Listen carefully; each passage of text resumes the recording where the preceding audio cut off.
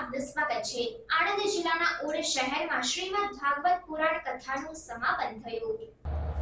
સ્વર્ગસ્થ કુસુમબેન રામકૃષ્ણ પાઠક સહ પરિવાર વતી સંગીતાબેન પાઠક દ્વારા પૂજ્યબા તથા બાપુજીના સ્મરણાર્થે કથાનું આયોજન કરવામાં આવ્યું। આ શુભ પ્રસંગે સૌને ભાવભર્યું આમંત્રણ આપવામાં આવ્યું હતું।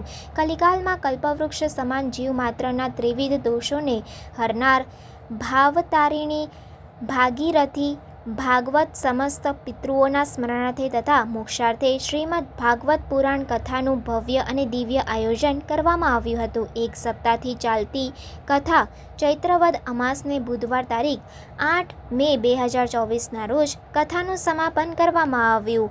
વ્યાસપીઠ આંતરરાષ્ટ્રીય કથાકાર શ્રી અભય બાપુ બિરાજમાન થઈ સંગીતમય શૈલીમાં સૌને કથાનું રસપાન કરાવ્યું। જીવનને ધન્ય બનાવી પુણ્યના ભાગીદાર બનવા સૌ પરિવાર સ્નેહીજનો મિત્રમંડળ સહિત સૌ પધારશો એવું સૌને આમંત્રણ પાઠવવામાં આવ્યું હતું। કથા બપોરે 2 થી 6 કલાક દરમિયાન ઓડ શહેરમાં વ્રજધામ લાલજી વિલા 10 બંગલા પાસે બજારમાં વાવ પાસે કથા રાખેલ હતી। તારીખ 8 મે 2024ના દિવસે કથાની પૂર્ણાહુતિ કરવામાં આવી તથા સૌ ભાવિક ભક્તોને મહાપ્રસાદી પીરસવામાં આવી હતી।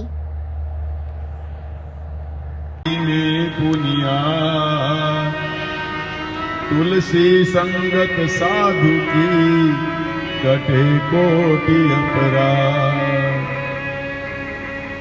वो चौपाई में कहा, यहाँ श्लोक में कहा। श्लोकार्धम श्लोक पादम्बा पठेत भागवतम च यह नित्यम पुण्यम वापनोति राजसूय अश्वमेघ। ચોથા ભાગના શ્લોકનું પણ જો પારાયણ કરવામાં આવે, સાંભળવામાં આવે તો પણ એ જીવને અશ્વમેઘ અને રાજસૂય યજ્ઞ કર્યા બરાબર પુણ્ય પ્રાપ્ત થતું।